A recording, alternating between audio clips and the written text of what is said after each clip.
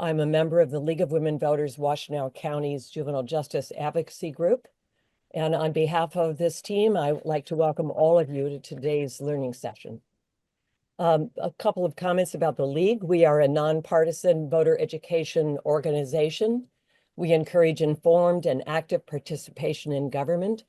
And while the League does not support candidates or parties, we do take positions on issues that we have studied.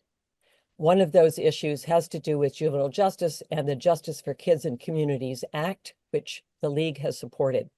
19 bills were under this landmark legislation. They passed in 2023, and they had an implementation date of October 2024. So it is only 3 months since these reforms have begun to be under the responsibility of the system to implement.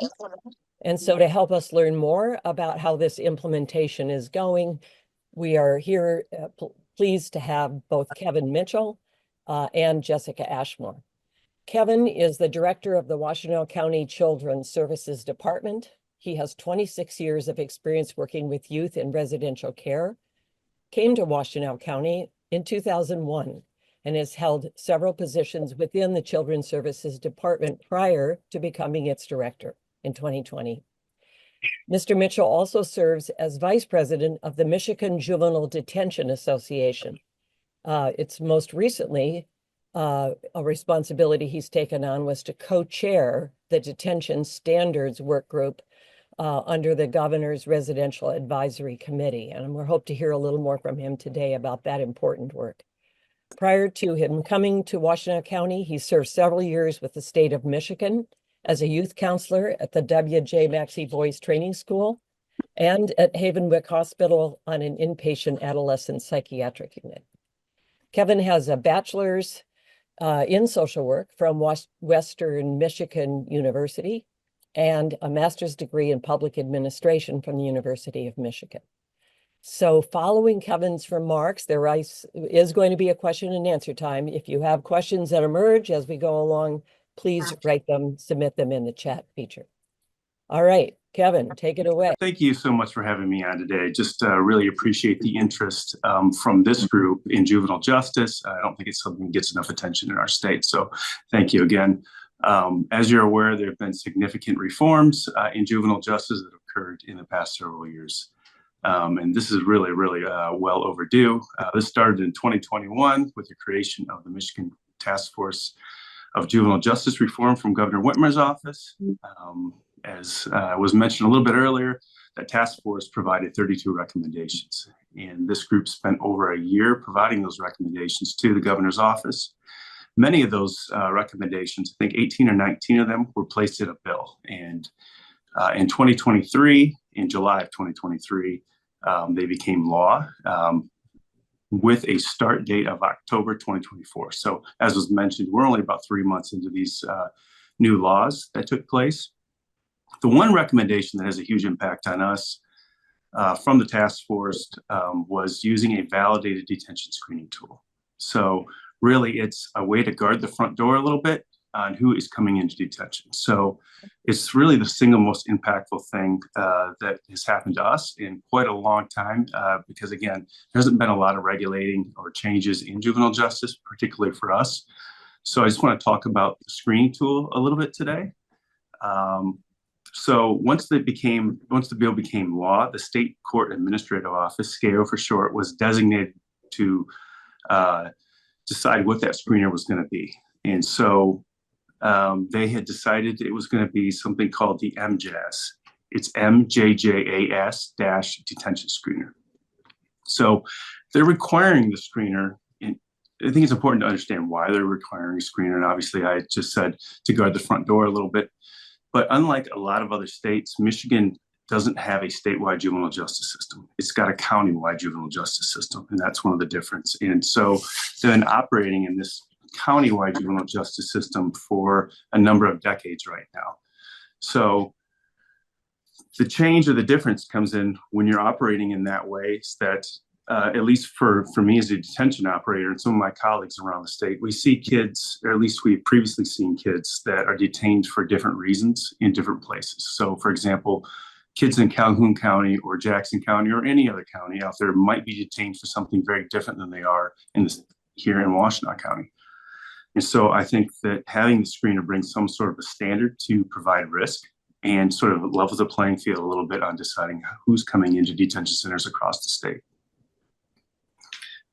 Just a little bit of background on the MJAS.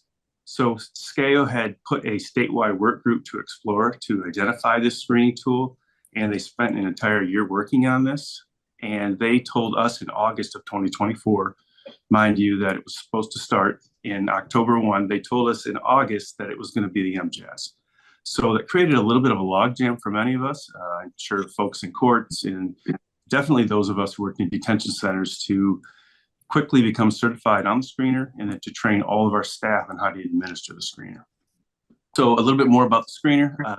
The screener was developed by the University of Cincinnati, and it was developed to determine whether a youth should stay in detention or not. So in Ohio, they're using it after kids are detained within 24 hours. The screeners ran, and then they'll have a court hearing, and then they'll use the information from the screener to determine whether the kid's low, moderate, or high. So we're using it a little different in Michigan. We're using it right at the front door after arrest. So there's one little difference there. But again, the goal of the screener is to ensure that low-risk kids and to take a look at moderate-risk kids and high-risk kids, whether or not they should be in detention or not. So another little piece about the screener, its real name is the OYAS, O-Y-A-S. It's the Ohio Youth Assessment System, and it is currently being used there in Ohio. Once it was adopted by the State Court Administrative Office, and I don't know what the backstory is, but the name was changed to the MJAS, the Michigan Juvenile Justice Assessment System. So didn't know why the name was changed, but I'm assuming it has something to do with the Michigan / Ohio State rivalry, maybe. They just didn't want Ohio in the name of it. So if you could pull up the screener real quick, I can walk through the screener with everyone.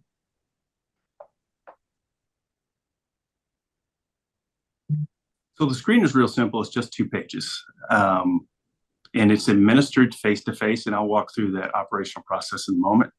But it's administered face-to-face when kids are coming into the facility, and it's for both male and females. And the beginning portion is just demographic information about the arrest, the referring agency, and information about the juvenile. The screening questions are very simple. There's only 6 of them. So the first being, does the youth have a prior offense? So as you'll notice, there's scoring down at the bottom. As kids get higher scores equals out to a higher risk. So if a young person has a prior offense, they're going to get a point. What is the youth's current charge? So if it's a misdemeanor, it's simply a point. If it's a felony, it's 2 points. And they ask when your first contact with the juvenile justice system is. So if it's an older kid at 16 or above, there are no points associated with that. Younger kid, certainly with 1 point. Some of the latter questions are a little more interesting. One of which asks, does an immediate family member, have they been arrested in the past? If so, that's a point. Does the youth have control or difficulty controlling their anger? Or does the youth have a negative attitude towards the JJ system? So once the screener is done, kids are going to fall in between anywhere between 0 points and 7 points. And you'll notice there's a difference between male and female scoring. So the difference lies in, I think the females have a little more leeway on risk levels and higher scores. So for males, anything between 0 and 2 is going to be low, and females 0 to 3. For males, moderate scores fall between 3 and 4 points, 4 and 5 for females. And then kind of the biggest span here for high risk kids is between 5 and 7 for males and 6 and 7 for females. So I'm not going to dive into it too much. There's if you've read the Free Press or Bridge Magazine, as soon as this tool came out, there was a lot of controversy with this tool. I think it's died down a little bit right now. But the controversy from the tool came from some of the questions. One of those concerns came with whether or not your family members have been arrested. I think there's some bias involved in that question. Another question is a little bit subjective is, do you have a negative outlook on the juvenile justice system? Well, I can assure you, if you've been arrested by law enforcement, you're probably not going to have a very positive view of the juvenile justice system in that moment. So I think there's just been a little bit of concern about this tool, but we have been told this is the tool that we're using for now. So I think it's important that we're really collecting data on it. We can go back to the state later on and talk a little bit more about what parts of the tool are working well and which parts are not. So I just want to talk a little bit operationally and how the tool has changed how kids come into the youth center. So there are 3 ways kids come into the detention center. The first way is when kids are at court and a judge may order them into detention center.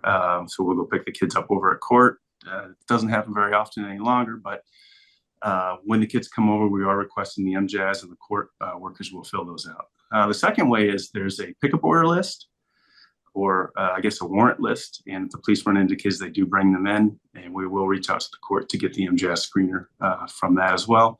And then I think the biggest impact for us is when law enforcement arrests a kid at the scene. Previously, when the kid was arrested, the police would call the youth center, and then the youth center would call the on-call judge or referee at that time, and there would be a 3-way phone call.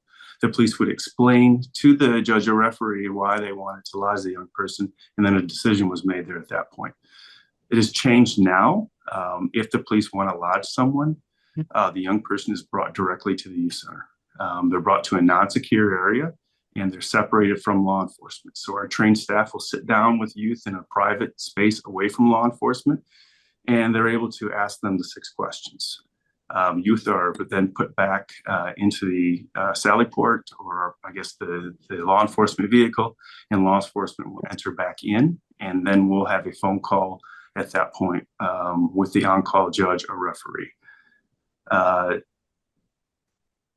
Typically, law enforcement will explain first why they wanted lodging, what the charge is. And I think the difference comes in here now is we're explaining to the referee what the level of risk is based on the screener. So, and then at that point, the judge or referee can determine whether the kid's going to be lodged or not. Typically, the idea with the screener is low risk kids are routed out, they're not lodged. Often they are not, and that's what we see, and I'll talk about the data in a minute. But there is an override process with it. So by an override, sometimes a low-risk kid may be lodged. We haven't seen it very often, but there are reasons for that. Sometimes there's a victim in the home. Sometimes it's a kid that we have not seen before, possibly, and the crime is really serious. Same thing for a high-risk kid. Sometimes there's an override as well. The court might know the kid well, and there might not be a serious crime. So even though they score high risk, they're going to be released. So there are some instances when we're not running the screener.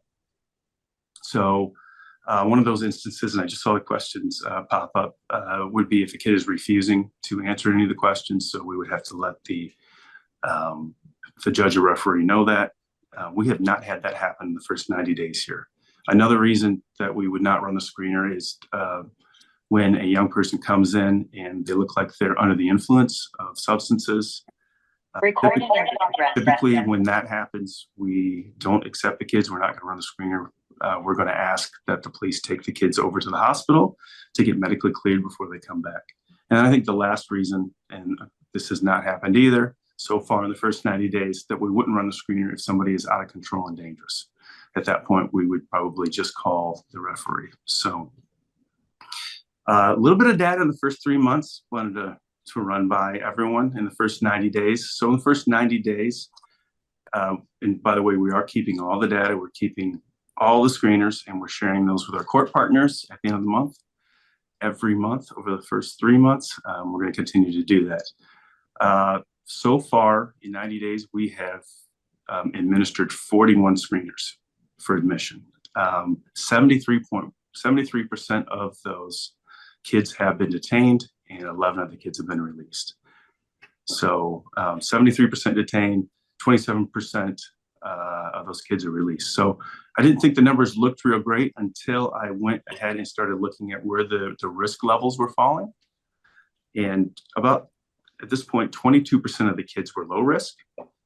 Moderate risk was about 46.5%, and we had high risk kids of 32%. So if you're adding up the high and moderate and the combined risk, it's a little over 78%.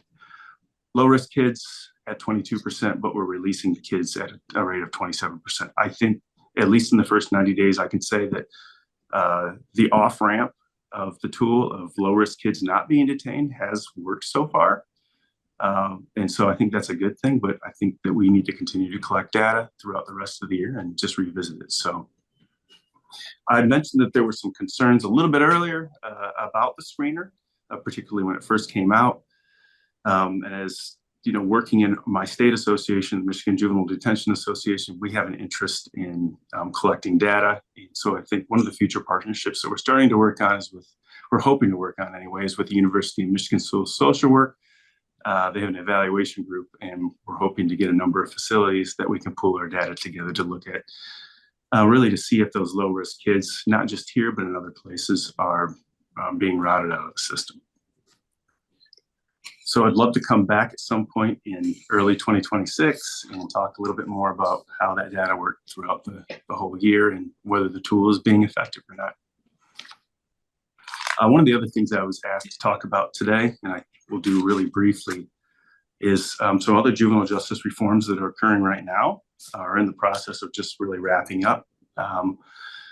We talked a little bit earlier about the Juvenile Justice Task Force recommendations, and there were 32 of them. The fourth recommendation was to establish a statewide residential advisory committee. And this advisory committee was to be made up of local juvenile justice members, local representatives, tribal reps, juvenile justice advocates, defense attorneys, judges. And so the governor's office about a year and a half ago did name that group. And the group was divided into several subcommittees. One of those subcommittees was a detention standards group. Another one of the groups was a bed management group, because we have a real issue with long-term treatment beds in this state. There are long waits. There are also long waits and really a lack of availability for detention beds in our state, particularly for counties that don't have a detention center. And then a residential treatment standards group also to take a look at those standards. And really the goal of the committee is just to establish statewide minimum standards and best practices across the board, similar to having a detention screener. Are we all using the same screener really at the front door? Well, with that said, you know, our detention centers, do they have minimum standards? I think detention care varies between county to county, depending on resources and really their approach to detention. And so I think that, you know, the big portion of the heavy lift, you say, for this group is to develop those standards. So I was given the honor of co-chairing this group with Rhonda Ime, who is the court administrator from Genesee County. So we spent about 14 months working as a group, a very large group, to provide the governor's office with about 80 pages worth of detention standards. And at some point, I hope that I can come back and talk about those more in detail and share that with the group. But there's about 5 or 6 different areas I want to talk about real quickly. Of those standards that we have developed, one is behavioral health standards, just simply requiring that a mental health professional be in a detention center. Kids have access to it. We have 2 mental health professionals here. I know there are several detention centers that do not have one. And given the nature of the kids at this point that we do have in detention centers and the high risks and the needs, it's not appropriate for them not to have access to a mental health professional. So there will be a standard or a requirement to do that. Mental health screening tools and access to medications and consultations from a doctor. So those are all wrapped up in behavioral health standards. Also health standards. And make sure the kids have adequate health care, that there's a nurse or a doctor visiting the detention center, that they're able to get access to that health care, sharing of medical records, and things like that. Education also, just to make sure that there's a fully accredited school program and certified teachers in detention centers, as well as emissions, orientation, and classification, which is a real big one. There just needs to really be standards across the board for kids as they come into detention centers. Are they being oriented properly? Are they being classified and placed on proper units with kids that are similar to them? Do they understand that there's a grievance procedure? Does a detention center have a grievance procedure that, you know, if kids experience something that they don't feel is right, that goes all the way through up to the administrator, and the administrator can work with the kids to solve those issues. And I think a big one is admission procedures. They really vary between detention center from one spot to another. I mean, are kids being offered food when they come in? Are they given clean clothing? Are they given a shower? Are they able to call their parents or their attorney? Those are just standard rights that kids ought to have, and it really varies from place to place. And I think a big one also is their preferred name or pronoun. This also varies between detention centers. Kids should be able to identify with what they want and what their preferred gender is going to be and what their name is going to be. And so all these things are wrapped up into these standards, along with search standards and room confinement and the use of force, which are really, really big ones. I could spend a few hours talking about. So those are what the standards are. At this point, those 80 pages have been turned over to the State Court Administrative Office. They've had their input on it, and now it's in the governor's hands. And so I think we're just waiting at this point to see if someone's going to sponsor some of this for legislation, and we can go from there. Kevin, thank you so very much for that overview. Perhaps it would be valuable a little later on to have a separate learning event just focused on the detention standards, because as you said, there's a lot of information there. And of course, we'll also want to follow its progress through the legislature and hope that we might all be good advocates to our own lawmakers, letting them know how important it is to move this forward. Thank you. And I'm sorry I exceeded my time a little bit. It's all right. Let's go to questions. So I'm going to just take them from the top, and perhaps a few have been addressed, but first question is about the screening tool. The question of how will you mitigate the bias? Two people have emphasized interest in that question. Mm-hmm. Well, it's the tool that we have to use right now. And after attending the training and being certified in the tool, the question, there are bias questions in it. And I think with family members, I think that you really stick to not your whole family, but an immediate family member in your house. And then I think there are other questions that have sub-questions to it. So there might be just a single question you're seeing on there, but the person who's interviewing has 7 or 8 other questions to really help them determine what the answer ought to be to help mitigate some of that. But, I can't sit here and tell you that I think the tool is the best thing out there. I think that there are ways to improve it, and hopefully we can do that as we move on. So before we leave that, Kevin, you were mentioning that there's some sub-questions, follow-up questions that the screener interviewer can use. I presume there's a protocol they follow regarding those sub-questions. Is that? Yeah, it's a form. It's a form that's laid out, and even though there's 6 questions on here in total, there might be over 20 questions to help you determine, particularly some of those more subjective questions towards the end of the 6, maybe question 3 or 4, 5, and 6. Okay, that's helpful. So I think you might have answered this, but will the youth have a parent advocate or someone with them during the assessment? No. Okay. Nope. It's typically when the police are bringing kids in, and so we separate them from the law enforcement immediately, and we're able to give them assessment. So one of the things I didn't mention is when kids are not detained, law enforcement will take the kids back home. So, yeah. And then if a youth refuses, I know you mentioned that sometimes they might refuse. What's the implication if they refuse? Well, if they refuse, we can't assess the young person. And luckily this hasn't happened yet. We do know a lot of the kids in the community, and we do have good relationships with them. And unfortunately, some of them have been here more than once. And so we have not really had that issue. If we did have that issue, I think it's a situation where you certainly can't make someone answer your questions.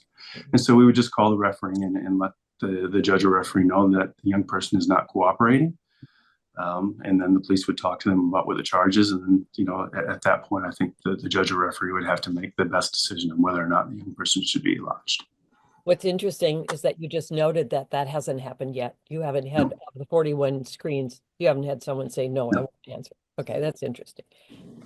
If the judge or the referee decides to override the screening tool, must they state a reason for that override, and is it written in the official documents? Yeah, if you look on the second page, I don't want to ask you to pull it up now. There are a number of reasons why there are overrides, so we're having staff check the box. If there's not a reason on there, I have put a box on there to explain the reason why. And I think as we go along to collect data, I want to make sure that we're taking a look at why things were overridden.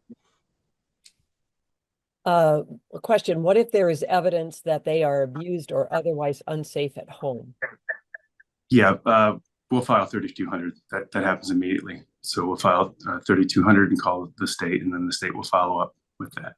Okay. That's just a normal policy here at any intake. Another question, will there be a dashboard available to the public to be able to monitor and follow these data results? Or, do you see that coming in the future, or does it exist now and we just don't know where to look for it? It doesn't exist right now, and I don't know if we'll do that. I think I'd have to work with Jessica and Catherine in the court to make some decisions on that and find out where we would put that. All right, here's another question. How was the level of risk determined prior to this MJJAS being available? And are those data numbers within the first 90 days similar to your percentages? Oh, that's a great question. So there wasn't one. And again, that kind of goes back to why we really needed one. Again, a different county, a different place, different judge or referee could be putting kids in. We've seen kids being put in detention for status offenses or for truancy. It's not appropriate. So there wasn't a way to do it previously. So now there is. It's required statewide. Okay. This is a little longer question. I think you may have addressed it somewhat, but the bill summary talks about, quote, a screening tool for informed decision-making, end quote. Can you talk more about how these 6 questions accurately inform decision-making about risk and correlate to risk? I assume Ohio did research and that's part of what brought about these 6 questions, but I'm not an expert on the screener. On the question. Go ahead. Certainly not an expert on the screener. But those 6 questions, along with the sub questions, are the quickest way, I think, without having a really long 2 or 3 hour screener just at the front door. Now there are other screenings and other assessments that can happen later on when a kid is lodged that are longer to take a look at risk factors, but that is the one at this point that the state has decided that they're going to use. And despite some of the challenges with it, it's certainly better than what we were using previously, which was nothing. When is the parent or the guardian made aware that their youth is in custody? Immediately after the kids come in at intake. If they are lodged, one of the first things that the young people are able to do is call home. So, yeah. Okay, I think we're at the cutoff point here. There are a few more questions, but we'll stop. And I want to say thank you very much, Kevin, for joining us. We look forward to inviting you back to the League of Women Voters Juvenile Justice Learning Sessions and learn more, maybe in a year, as you offered the possibility to talk more about what the data is showing you, and also to learn more about detention standards statewide.